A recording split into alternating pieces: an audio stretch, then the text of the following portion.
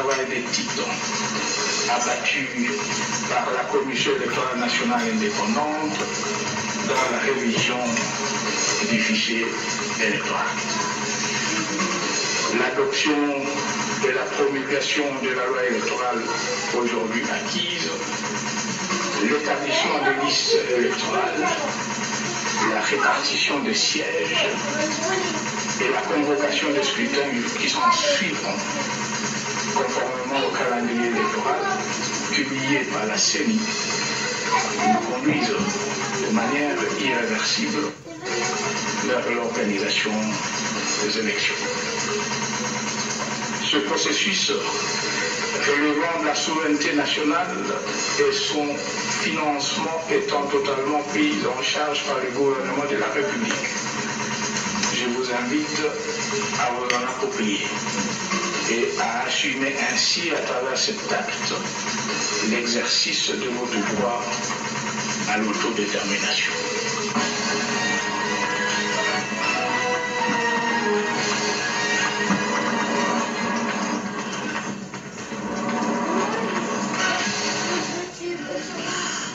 Nouvelles provinces sont concernées par la mise à la retraite des agents des cadres du secteur de la santé. Les travaux d'harmonisation ont été présidés par le ministre d'État de la fonction publique. La mise en application du SMIC se pour bientôt. C'est ce qui ressort de la rencontre entre le ministre d'État, ministre des TPS et l'intersyndicale du Congo. Mesdames, Messieurs, bonsoir.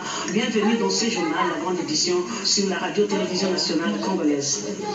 Le président de la République, Joseph Kabila Kabange, a présidé ce lundi la réunion du Conseil des ministres de la situation sécuritaire au pays, l'un des sujets abordés au cours de cette rencontre. Le compte rendu avec le ministre de l'aménagement du territoire, Félix Kabange-Numbi. Suivez.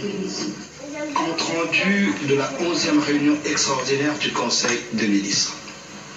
Ce lundi 16 avril 2018, s'est tenue à la Cité de l'Union africaine la 11e réunion extraordinaire du Conseil des ministres sous la présidence de son Excellence Joseph Kabila Kabange, président de la République, chef de l'État. 3 points figuraient à l'ordre du jour, à savoir 1. Point d'information. 2. Approbation d'un relevé des décisions du Conseil des ministres. 3. Examen et adoption des textes. Le vice-premier ministre, ministre de l'Intérieur et Sécurité a, dans son exposé, présenté au Conseil la situation générale sur l'État et l'administration du territoire qui demeure relativement calme sur l'ensemble du territoire national. Il a par ailleurs signalé que les actions menées par les forces loyalistes contre les groupes armés qui continuent à troubler la quiétude des populations se poursuivent dans les provinces du Nord Kivu, Sud Kivu et en Ituri. Pour renforcer la capacité opérationnelle de la police nationale congolaise pour la poursuite des actions visant à neutraliser les bandits et autres criminels dans les grandes agglomérations, celle-ci a été dotée des véhicules utilitaires par le ministère de l'Intérieur et Sécurité. Au plan social, le Conseil a été informé du naufrage de la baleinière MDP survenu dans la nuit du 7 au 8 avril 2018 sur la rivière Kassai, près du village Kalunga, territoire d'Ilebo, dans la province du Kassai. De l'ultimatum adressé au gouvernement par l'intersyndicale nationale de l'administration publique, ainsi que la tenue de l'Assemblée générale de l'Association des professeurs de l'Université de Kinshasa. En rapport avec les calamités naturelles, il a prévenu le Conseil des ministres sur la montée des eaux du fleuve Congo suite aux pluies diluviennes constituant un danger pour la population des deux rives de la rivière de la ville de Kisangani. Le ministre de Pêche et Élevage a présenté l'économie de l'avant-projet de loi portant création, organisation et fonctionnement de l'Ordre national des médecins vétérinaires de la République démocratique du Congo. Cet avant-projet de loi, qui comporte 68 articles répartis en 5 titres, le projet de loi portant création, organisation et fonctionnement de l'Ordre national des médecins vétérinaires a été adopté par le Conseil des ministres. Commencé à 12h15. La 11e réunion extraordinaire du Conseil des ministres a pris fin à 15h45. Où le chef de l'État, Joseph Kabila Kabange, a échangé avec les députés nationaux de la majorité présidentielle. Persévérance Négré, reportage. C'est une grande et importante réunion de la majorité présidentielle que le chef de l'État, Joseph Kabila Kabange, autorité morale de cette plateforme politique, a présidé ce lundi 16 avril 2018 dans la matinée à la Cité de l'Union africaine. Pendant plus d'1 heure, le président de la République a échangé avec les élus de la MP autour d'un point retenu à l'ordre du jour, à savoir la situation sécuritaire sur toute l'étendue du territoire national. Il a par ailleurs passé en revue quelques points relatifs à l'actualité au pays, notamment le processus électoral et son financement, la conférence de Genève sur la question humanitaire en RDC et la problématique sur la double nationalité. Devant plus de 300 députés nationaux et communicateurs de la majorité présidentielle, l'autorité morale a fait un tour d'horizon en rappelant que la situation sécuritaire est relativement calme. C'est le cas pour la partie ouest de la République, constituée de Kinshasa, la capitale, du Congo central, des anciennes provinces du Bandundu et de l'Équateur, où l'on ne signale aucun problème majeur, si ce n'est le cas du banditisme urbain observé ça et là dans la ville-province de Kinshasa. Phénomène commun à toutes les grandes villes sur la planète, comme Johannesburg, Chicago ou New York. Si dans l'espace kassaïen, au centre du pays, les phénomènes comme Sapo, qui a sévi il y a quelques temps, le gouvernement a tout mis en œuvre pour mettre fin à l'insécurité provoquée par ces mouvements, au reste instrumentalisés par certains politiciens et médias. Le chef de l'État a interpellé les élus du peuple à prendre les relais dans la sensibilisation des masses populaires et poursuivre ainsi les recommandations de la conférence sur la paix au Kasaï. Poursuivant son propos, le président Joseph Kabila a rappelé qu'à l'est du pays, 4 provinces ont été dernièrement touchées par la résurgence de cas de violence et d'insurrection. C'est le cas à Kabambare au Maniema et Fizi au sud Kivu, où des mouvements Maïmaï, illuminés et récidivistes ont été maîtrisés par les forces armées de la République démocratique du Congo. À Ituri, c'est le cas du conflit intercommunautaire qui s'est soldé par des tueries à grande échelle et des maisons incendiées. La réaction de l'armée a été immédiate. C'est une accalmie dans cette partie du territoire. Le chef de l'État a salué la campagne de pacification initiée par des élus nationaux. Ce qui a favorisé le retour d'un milieu de vie de quelques 60 000 déplacés. Au Nord Kivu, le chef de l'État a évoqué la présence récurrente des forces négatives nourries par des discours démobilisateurs et incitatifs. Tout en rappelant le rôle de l'État, celui d'éradiquer les groupes armés, le président Joseph Kabila a exhorté les députés à défendre le pays car il y a plusieurs façons de le faire. Abordant la question du processus électoral, le président de la République, garant du bon fonctionnement des institutions, a rassuré que les moyens nécessaires à l'organisation du scrutin sont disponibles. Quid sur la conférence de donateurs de Genève, le chef de l'État s'inscrit dans la logique d'une solution durable.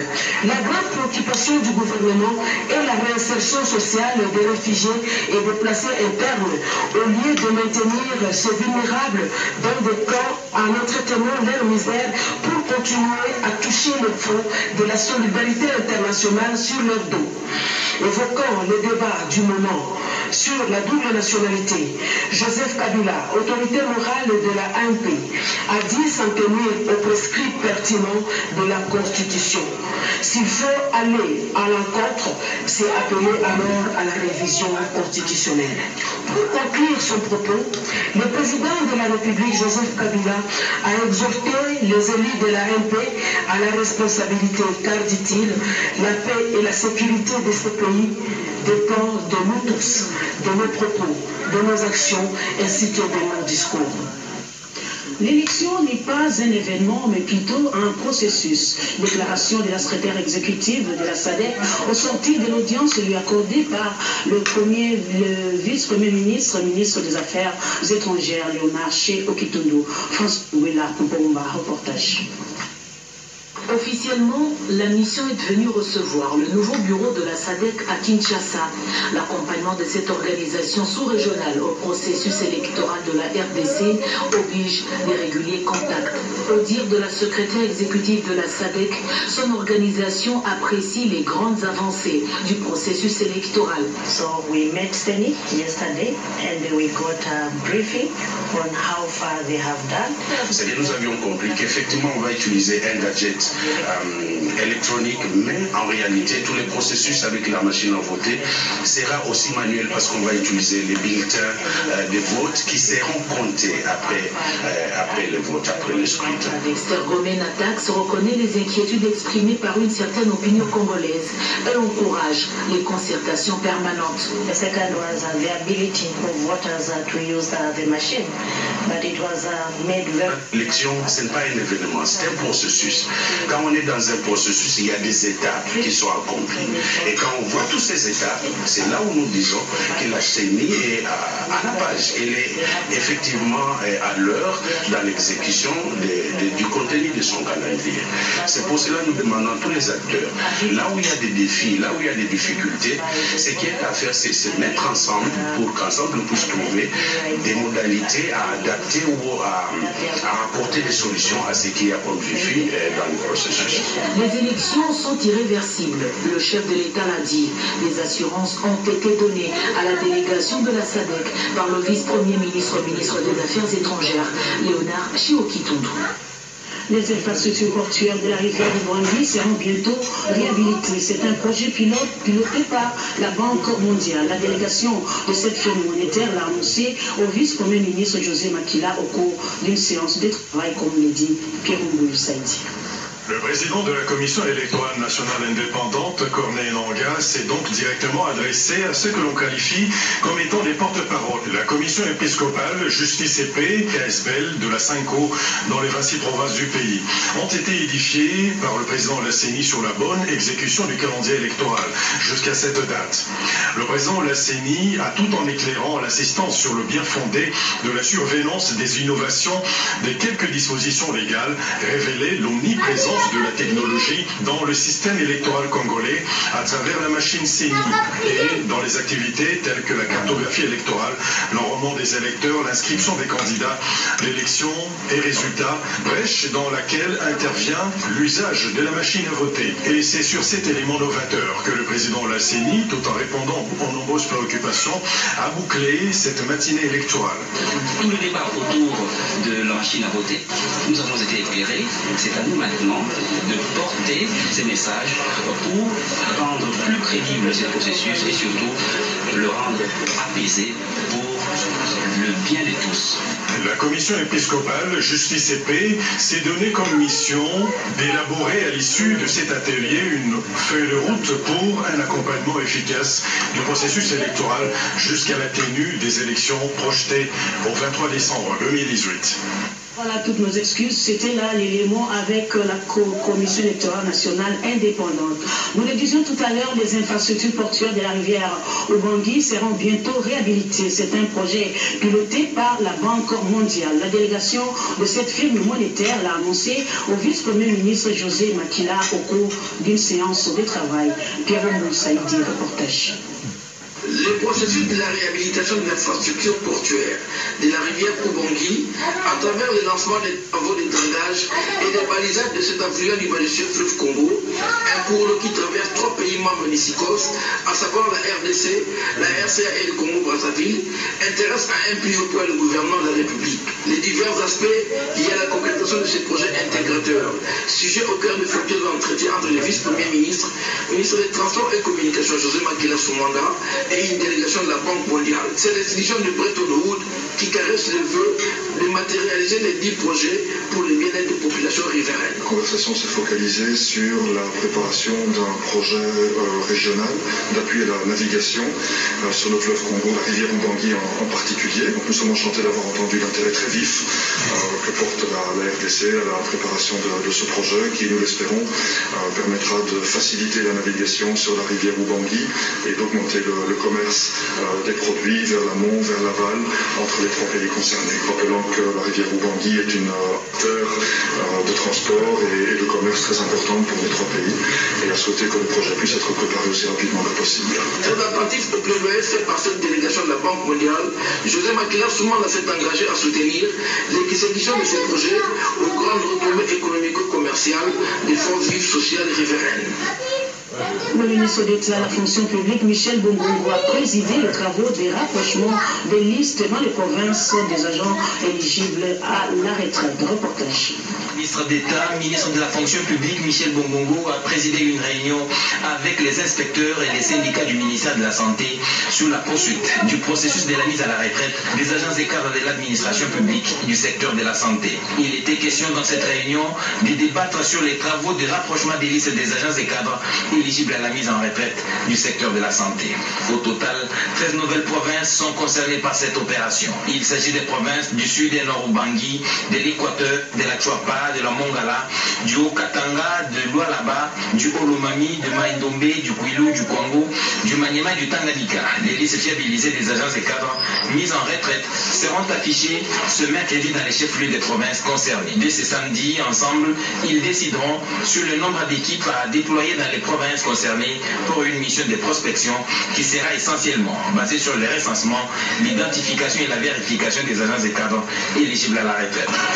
Lancement des visites guidées et de la campagne de sensibilisation sur la Caisse nationale de sécurité sociale des agents publics de l'État, CNSAP, c'est mardi 17 avril 2018 par le ministre d'État chargé de la fonction publique, Michel Bongongo Ikolindombo. Selon lui, les devoirs de redevabilité vis-à-vis de ces assurés sociaux qui sont les agents publics de l'État caractérisent la communication permanente de la CNSAP, elle qui fait de la transparence l'une de ses valeurs fondamentales. Porteuse privilégiée de la vision de la réforme de l'administration publique initiée par le chef de l'État, Joseph Kabila Kabange, l'agent public de l'État ne pouvait rêver de mieux que cette caisse pour donner du souffle à la vie après la retraite. Bien avant, les chargés de mission de la CNSAP, Tombula Monke, a stipulé que les lancements de visites guidées de la première phase de sensibilisation de la population sur la CNSAP vise à pérenniser les acquis de la réforme afin de démontrer l'importance de cette caisse. Marie-Olive Lembe Kabila, première dame de la République démocratique du Congo, a tenu à la promesse faite à la population de la province du Maniema pour juguler les malformations congénitales ce mardi 17 avril. Elle a dépêché une équipe de médecins spécialistes pour la mission médico-chirurgicale à Kindo. Suivez plutôt cet élément.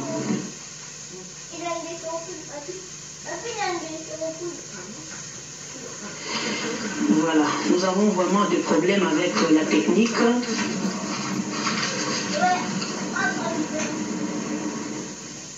Conteste la garantie pour la paix sociale.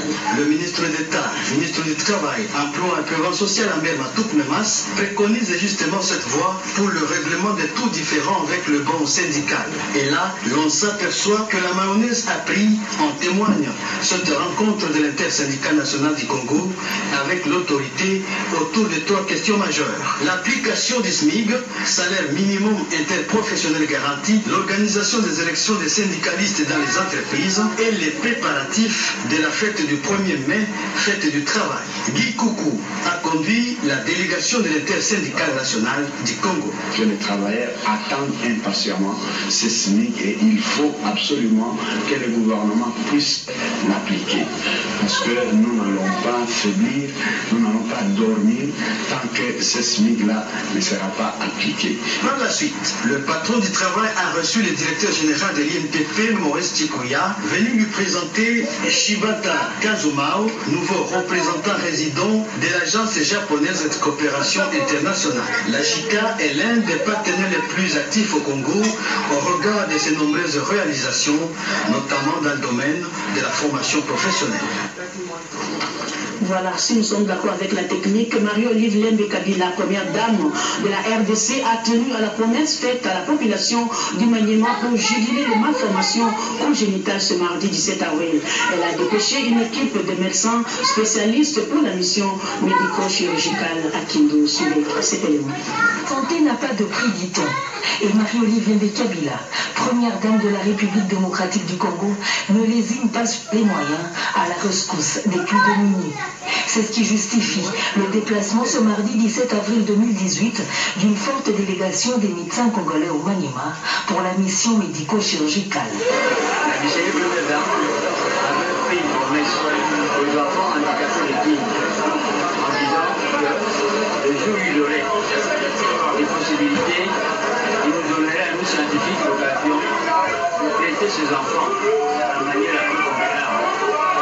Et nous voilà maintenant en train d'exécuter la promesse que la première dame avait faite aux enfants handicapés de Guinée. Arrivés à Kindu, sous une pluie fine, signe de bénédiction pour cette mission, les spécialistes congolais ont présenté leur civilité aux autorités locales, dont le ministre provincial de la Santé, Charles Lukala Nyenza, déterminé à prêter main forte à la campagne.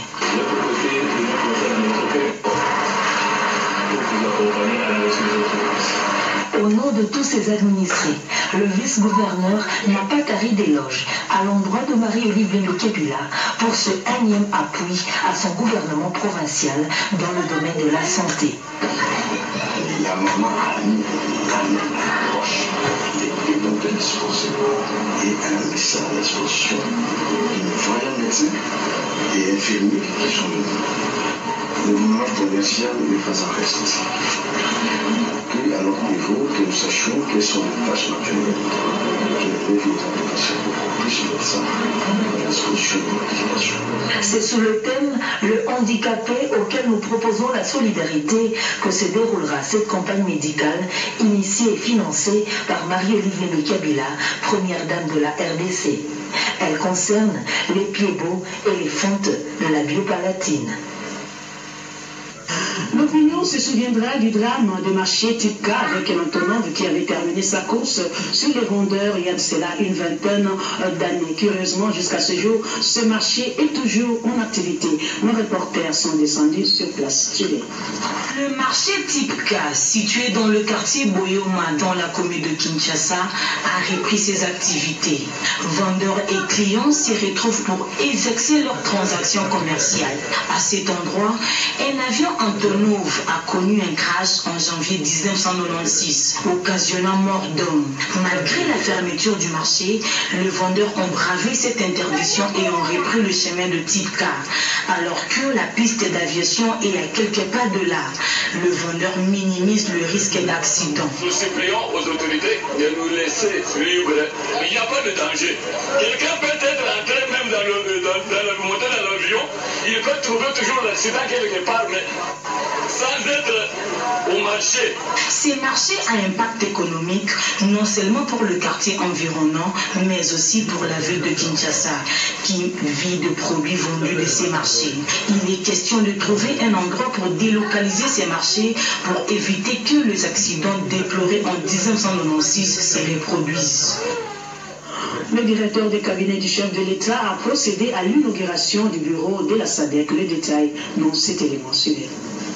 C'est la position géostratégique de la République démocratique du Congo qui a poussé la SADC, la communauté économique des États de l'Afrique australe, à ouvrir ce bureau de liaison au cœur de la capitale sur le boulevard du 30 juin. L'on se souviendra que les pays de cette sous-région sont venus à la rescousse de la RDC dans des moments difficiles de son histoire récente. Le directeur de cabinet adjoint du chef de l'État, M. Jean-Pierre Kambila, a représenté le président de la République à cette cérémonie d'installation du bureau de liaison de la SADC, cérémonie à laquelle sont associés plusieurs autres officiels et acteurs politiques. Ce bureau vient essentiellement d'une période électorale. La SADC est une organisation à laquelle nous appartenons. Par ce bureau de liaison, la SADC veut assurer sa présence sur le terrain congolais et une interaction continue des acteurs. Le bureau sera géré par les délégués des États membres qui ont été officiellement présentés au cours de cette cérémonie. Le calme règne totalement à Goma, à Bunia-Pito, ce qui réjouit les opérateurs économiques opérant dans le secteur des transports. Il remercie à cet effet le chef de l'État, Joseph Kabila Kabange. Jacques Mkaleng est allé vers elle. Le calme règne en Ituri. Les opérateurs économiques en sont fiers. Ils vaquent paisiblement à leurs occupations au chef-lieu de la province, Bunia, ville commerciale et de surcroît vitrine du génie entrepreneurial des hommes d'affaires de la République démocratique du Congo. Le propriétaire de l'entreprise de transport Ngolo Coach, Likambo Odru Leguma, apprécie les efforts du président de la République, Joseph Kabila Kabange, pour le retour de la paix à l'Ituri. Il incite les habitants de la contrée à travailler ferme afin de participer à la croissance économique de la province. J'ai eu l'idée de créer l'entreprise de transport à force de voyager à l'étranger. C'est là que j'ai découvert la manière de vivre des autres qui m'a fortement inspiré. Je m'interrogeais souvent, et si ce projet pouvait se réaliser chez nous? C'était là ma première idée. Imaginez-vous qu'au début, les passagers sont assis au-dessus des camions. Cette image-là n'était pas du tout bonne.